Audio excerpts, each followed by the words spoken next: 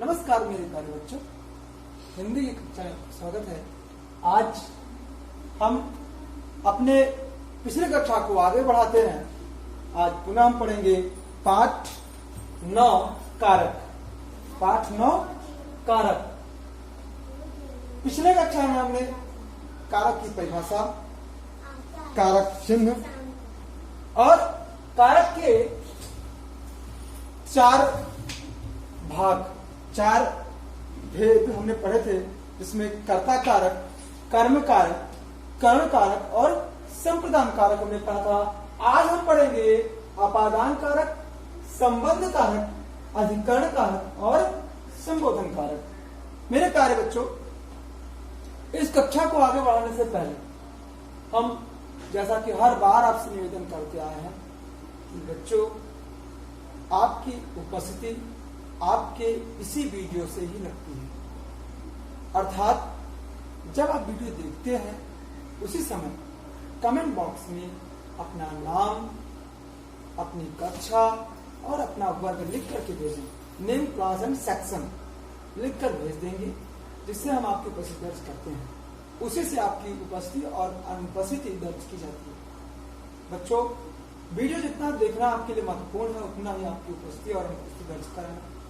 तो इस बात को ध्यान में रखते हुए आपको अपनी उपस्थिति और अनुपस्थिति दर्ज करानी है। और जैसे वीडियो देखना प्रारंभ करें, सबसे पहले कमेंट बॉक्स में आप अपना नाम, कक्षा और वर्ग, नेम, क्लास एंड सेक्शन लिख करके भेज दें, सेंड कर दें। फिर उसके बाद आप वीडियो देखें। फिर अगर आपको कोई समस्या आती है, कोई कठिनाई आती है, उसे भी आप तुरंत कमेंट बॉक्स में लिखें। उसका उत्तर मैं आपको, जैसे ही आपका मैसेज मुझे मिलेगा, मैं जल्द से जल्द आपको उपलब्ध कराने की कोशिश करूंगा। आइए हम पाठ को आगे बढ़ाते हैं। जैसा कि हम पिछले कक्षा में पढ़ते आए हैं कि कारक वह संज्ञा या सर्वनाम का वह रूप है जिसके माध्यम से क्रिया, वाक्य में प्रयुक्त क्रिया से उसका संबंध जाना जाता है कि उस क्रिया का और कर्ता का, क्रिया का संज्ञा और सर्वनाम का क्या संबंध है। कर्ता का नहीं, कर्ता कारक हो जाएगा। वाक्य परिभाषा फिर देखिए, संज्ञा और सर्वनाम का क्रिया से जो संबंध होता है, जिस रूप से जो संबंध होता है, वही कारक कहलाता है। आइए हम देखते हैं संप्रदान कारक। जैसा कि पिछले कक्षा में हमने पढ़ा था कि कर्ता कारक वह है जो क्रिया को करता है, वह कर्ता कारक है। कर्म कारक वह है जो जिससे का फल, जिस क्रिया का प्रभाव या फल जिस कर्ता, जिस संज्ञा सर्वनाम जिस रूप पर पड़ता है, वह कर्म है। और जिस साधन से क्रिया संपन्न होती है, वह कर्ण कारक है।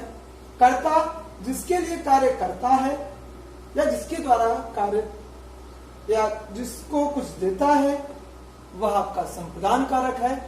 अब पढ़ते हैं हम अपादान कारक। चतुर्थी विभक्ति चौथा कारक है हमारा अपादान कारक। वाक्य में प्रयुक्त संज्ञा या सर्वनाम के लिए जिस रूप से अलग होने, निकलने, सीखने या तुलना का भाव प्रकट होता है, उसे अपादान कारक कहते हैं। फिर समझेंगे हम कैसे कि वाक्य में संज्ञा सर्वनाम के जिस रूप से, संज्ञा या सर्वनाम के जिस रूप से अलग होने का अर्थ आ रहा हो, किसी वस्तु से, किसी संज्ञा से वो अलग हो रहा हो, किसी संज्ञा सर्वनाम से वो अलग हो रहा हो या निकल रहा हो, या उससे कुछ सीख रहा हो, या किसी संज्ञा सर्वनाम से अपनी तुलना, उसकी तुलना हो रही हो। तो ऐसे भावों में जब प्रकट हो, ऐसे भाव जब प्रकट हो, तो वो कौन सा कारक होता है? अपादान कारक होता है। जैसे नल से पानी टपक रहा है, नल से पानी टपक रहा है, तो किससे पानी टपक हो रहा है? नल से। तो नल क्या हो जाएगा आपका? अपादान कारक। से अलग होने के अर्थ में, पानी चूंकि नल से अलग हो जा रहा है, तो यहाँ अलग होने का या निकलने दोनों का अर्थ आ रहा है, क्योंकि नल से ही पानी निकल रहा है, तो दोनों का अर्थ आ रहा है। इसलिए नल क्या हो जाएगा आपका?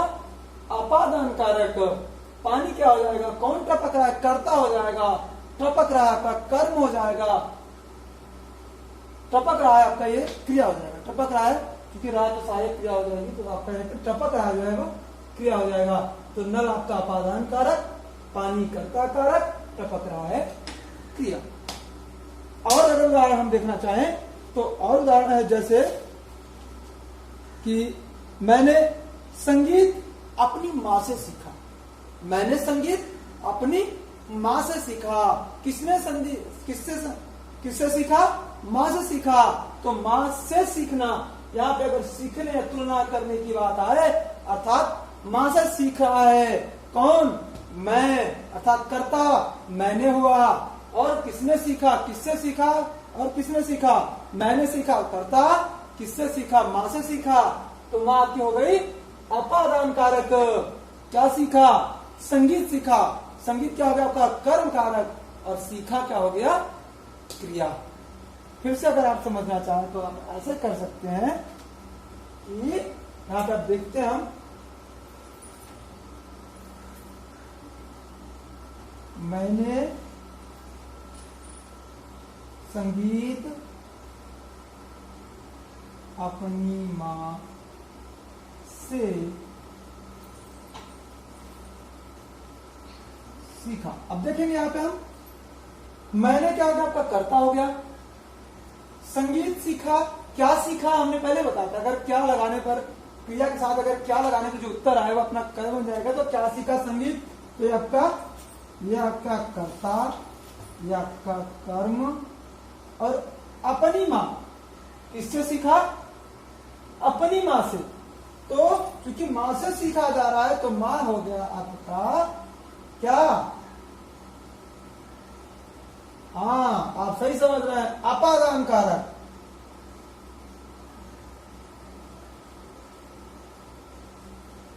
और सीखा आपका क्रिया। सीखा क्या हो जाएगा आपका? क्रिया। तो अगर ये अपनी, तो आपका चूंकि यहाँ पे हमें एक संबंध वाचक हो गया, तो केवल माँ, अगर हम माँ भी लेते हैं तो माँ होगा। तो ये आपका कर्ता कारक है, ये आपका कर्म कारक है, ये आपका अपादान कारक है। समझ आ रहा? किसने सीखा? मैंने सीखा, कर्ता। क्या सीखा? संगीत सीखा, कर्म। किससे सीखा? माँ से सीखा। तो आपका ये अपादान कारक। मेरे अगर आप एक एक वाक्य पर, एक शब्द पर ध्यान देंगे बच्चों, तो वो आपको तरीका मालूम हो जाएगा कि हम उस किस शब्द से हम कारक का पता कर सकते हैं कि कौन सा कारक कौन है। केवल क्रिया के साथ लगाने पर, आप देखना आपको क्रिया के साथ, पूरे वाक्य में जोड़ने की आवश्यकता नहीं है। क्रिया के साथ कौन सीखा? मैंने सीखा। क्या सीखा? संगीत सीखा। किससे सीखा? माँ से सीखा। तो किससे सीखा? से आपका हो गया पंचमी, आपका अपादान कारक। क्या सीखा? संगीत को सीखा, कर्म कारक। ने मैंने सीखा, ने कर्ता, ने कर्म कारक, मैंने, ये आपका हो गया कर्ता। ये हो गया आपका अपादान कारक। अगर और कोई उदाहरण से देखना चाहे तो गंगा नदी हिमालय से निकलती है, या गंगा हिमालय से निकलती है। तो उसको भी अगर हम देखना चाहें तो देख सकते हैं, गंगा हिमालय से निकलती है। यहां पर हम देखेंगे, गंगा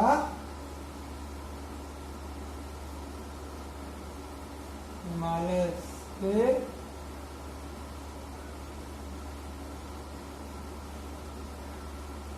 निकलती है। कौन निकलता है? गंगा निकलती है। ये आपका कर्ता कारक हो जाएगा। कहां से निकलती है? हिमालय से निकलती है। ये आपका अपादान कारक हो जाएगा। निकलती है आपका हो जाएगा। याद रखना है प्यारे बच्चों, इसमें और कुछ नहीं है, केवल आपको समझने की आवश्यकता है। अगर आप समझ जाए तो सब कुछ आपको बिल्कुल आसान है। अब आते हैं हम संबंध कारक पे। संबंध कारक, आशा करता हूं आपको पंचमी अपादान कारक समझ आ गया होगा। अब आते हैं संबंध कारक में। संबंध कारक की परिभाषा है संज्ञा सर्वनाम के जिस रूप से उसका वाक्य में प्रयुक्त अन्य संज्ञा सर्वनाम से संबंध ज्ञात होता है उसे संबंध कारक कहते हैं। जैसे अब जैसे पहले हम समझने से पहले हम परिभाषा समझ लेते हैं। बच्चों परिभाषा में आपको यह समझना है कि संज्ञा या सर्वनाम के जिस रूप से, संज्ञा या सर्वनाम के जिस रूप से उसका वाक्य में प्रयुक्त याद रखना है, वाक्य में ही प्रयुक्त अन्य संज्ञा सर्वनाम से, किसी दूसरे संज्ञा सर्वनाम से उसका संबंध स्थापित हो, संबंध ज्ञात हो। तो जिस रूप से ज्ञात हो रहा है वही उसका संबंध कारक होगा, वही संबंध कारक कहलाता है। जैसे मेरा घर पास में ही है, मेरा घर पास में ही है। तो किसका घर, काके की खष्टी, किसका घर, मेरा घर। कहाँ है, पास में ही है। तो देखिए घर, मेरा और घर, मेरा घर, यहाँ पे घर जो है वो संज्ञा है, मेरा क्या है, सर्वनाम है। तो ये सर्वनाम का जो रूप है इसका मेरा, मेरा घर, तो मेरा जो है वो सर्वनाम है, घर जो है आपका संज्ञा है। तो मेरा संबंध किससे हो रहा है, घर से। तो मेरे घर से संबंध आ रहा है, तो मेरा क्या होगा आपका खष्टी विभक्ति संबंध कारक, और घर आपका हो गया आपका पास में ही है, पास में है। तो ये आपके सहायक हो गए, सहायक क्रिया में आ जाएंगे। मेरा घर पास में ही है, मेरा और घर, मेरा सर्वनाम से संबंध घर का है। तो घर यहाँ पे आपका घर से संबंध किसका हो रहा है, मेरा का। तो मेरा आपका संबंध कारक हुआ। इसके अलावा अगर और देखना चाहें तो अंशुल की बहन प्रियंका है, अंशुल की बहन प्रियंका है। तो अंशुल की बहन कौन है, प्रियंका, प्रियंका करता होंगे। और किसकी बहन, अंशुल की, अंशुल क्या हो गया आपका संबंध कारक। और बहन जो आपका बहन संबंध स्थापित कर रही है। तो अंशुल की बहन प्रियंका है। बहन जो है कर्म हो जाएगा, क्या है, बहन है, क्या है, कर्म, आपका कर्म बन जाएगा। अंशुल की बहन प्रियंका है, अंशुल आपका संबंध कारक हो जाएगा, बहन आपका कर्म कारक हो जाएगा, प्रियंका जो है आपका कर्ता हो जाएगा, है जो है आपका वो सहायक क्रिया या क्रिया के रूप में वो स्थापित हो जाएगा। इसके अलावा अगर आप देखें तो और गीता की सहेली ने पुरस्कार जीता, गीता की सहेली ने पुरस्कार जीता। तो कौन पुरस्कार जीता, सहेली ने। किसकी सहेली ने, गीता की सहेली ने। तो गीता क्या हो गई, आपकी संबंध कारक हो गई, और सहेली क्या हो गई, आपकी कर्ता कारक हो गई, और पुरस्कार कर्म हो गया, और जीता आपका क्रिया हो गया। आगे है अधिकरण कारक, आगे है अधिकरण कारक। अधिकरण कारक देखते हैं हम, संज्ञा या सर्वनाम के जिस रूप से क्रिया के स्थान तथा समय की जानकारी मिलती है। संज्ञा या सर्वनाम के जिस रूप से क्रिया के स्थान समय की जानकारी मिलती है। संज्ञा या सर्वनाम का जो रूप हमें किसी स्थान या किसी समय के बारे में बताए तो वो रूप क्या कहलाता है, अधिकरण कारक कहलाता है। जैसे छत पर कपड़े सूख रहे हैं, कहां पर, यानी स्थान की, यहाँ पर वो स्थान के बारे में बता रहा है, तो छत पर कपड़े सूख रहे हैं। और जैसे छत पर कपड़े सूख रहे हैं तो छत क्या हो जाएगा, आपका अधिकरण कारक हो जाएगा, क्योंकि छत पर कपड़े सूख रहे हैं। कौन सूख रहे हैं, कपड़े सूख रहे हैं, क्या सूख रहे हैं, कपड़े सूख रहे हैं। तो आपका छत पर कपड़े सूख रहे हैं, कौन सूख रहा है, कपड़ा सूख रहा है। तो छत पर आपका अधिकरण कारक, कपड़ा आपका कर्ता कारक, सूख रहे हैं आपकी क्रिया। और अगर देखना चाहें तो जैसे आकाश में तारे चमक रहे हैं, आकाश में तारे चमक रहे हैं। कौन चमक रहा है? तारे चमक रहे हैं। कर्ता हो गया, आपको कर्ता मिल गया। चमक रहे क्रिया हो गई, और उसके बाद आकाश जो हो गया आपका अधिकरण कारक हो गया। प्यारे बच्चों, ये था आपका अधिकरण कारक। इसके अलावा अब है आपका संबोधन। संबोधन कारक का संबंध, देखिए इसकी परिभाषा सीधे स्पष्ट है, इसमें कोई समझना भी नहीं है, आपको थोड़ा सा ध्यान देने की आवश्यकता है कि संबोधन का कारक, जो संबोधन कारक है उसका संबंध वाक्य क्रिया से नहीं होता, केवल उसे हम किसी चीज से जोड़ देते हैं। उसे हम किसी चीज से जोड़ देते हैं। जैसे आहा इतना सुंदर मौसम है। आहा, आहा संबोधन हो गया। कितना सुंदर मौसम है, आपका वाक्य हो गया। तो आहा संबोधन हो गया। इस तरह से आपको यह ध्यान देना है कि ये इनका जो है क्रिया से कोई संबंध नहीं होता, और इनके बिना वाक्य भी पूरा हो जाता है, लेकिन हम वाक्य की सुंदरता बढ़ाने के लिए हम संबोधन का प्रयोग करते हैं। तो अरे जो है आपका क्या आ जाएगा? संबोधन हो जाएगा। अरे तुम कब आए? अरे तुम कब आए? कहते हैं लोग अरे खाना लाओ, तो खाना लाओ आज्ञासूचक हो गया, अरे संबोधन हो गया। हे भगवान, ये संबोधन हो गया।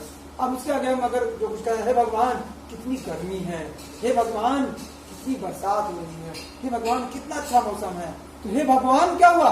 संबोधन हुआ, कितना अच्छा मौसम है। उसके बाद जो वाक्य हमने किया तो हमारा वाक्य हो गया, उसमें अपना कर्ता क्रिया कर्म जो भी होगा वो आपका रहेगा। तो इसका संबंध, संबोधन का संबंध क्रिया से नहीं होता है, और संबोधन के बिना भी वाक्य को पूरा किया जा सकता है। आगे मेरे प्यारे बच्चों, ये था आपके इस पाठ का, ये पाठ आज आपका यही समाप्त होता है। गृहकार्य होगा तो सभी कारकों की परिभाषा कारक चिन्ह से जाती है। हमने पिछले कक्षा में भी एक गृहकार्य दिया था, इस बार भी मैं आपको एक गृहकार्य फिर से दे रहा हूं, और एक हमने थोड़ा सा बदल दिया, एक और हमने आपको बढ़ा दिया है। कक्षा पाठ 8 के प्रश्नोत्तर आपको याद करने हैं। पाठ 8 के प्रश्नोत्तर याद करने हैं, तो ये आपका गृहकार्य है, इसे आपको पूरा करना है। इसके अलावा आपको हो सकता है कि हम आपसे अगर अगली कक्षा में मिलते हैं तो आपके लिए हम कुछ नया क्रियाकलाप आपके लिए कराएं। तब तक के लिए फिर अगली कक्षा में मिलते हैं, तब तक के लिए नमस्कार और धन्यवाद।